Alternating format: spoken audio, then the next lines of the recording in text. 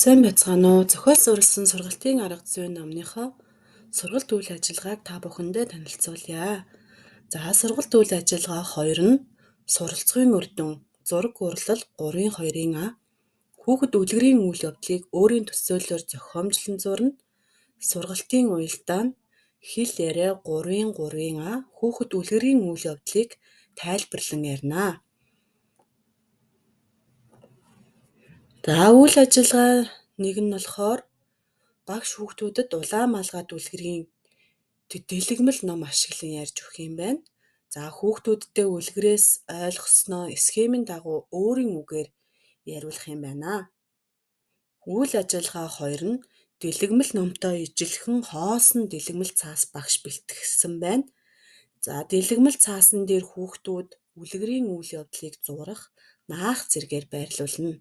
Зарим нь улаан малгайт, зарим нь ой, чон, эмээгийн гэр, цэцэг, мөөг гэх мэт дуртай зүйл үйл явдлыг сонгон зурнаа.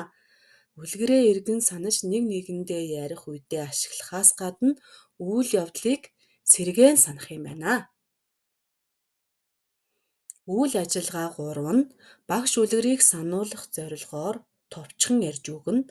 Та нар цаасан дээр үлгэрийн ямар үйл явдлыг зурсан бэ? За хүүхэд бүр зурсан зургаа тайлбарлана. Багш асуулт асууж ярилцсан. Энэ хэсэгт ямар үйл явдал болдог вэ? Чон юу гэж хэлсэн бэ гэх мэтэр. За хүүхдүүдийн зурсан үйл явдлыг ээлжлэн тайлбарлуулж багш тэднийг үлгэрийн дараалалаар нь холбон өгүүлнэ. За та бүхэндээ баярлалаа.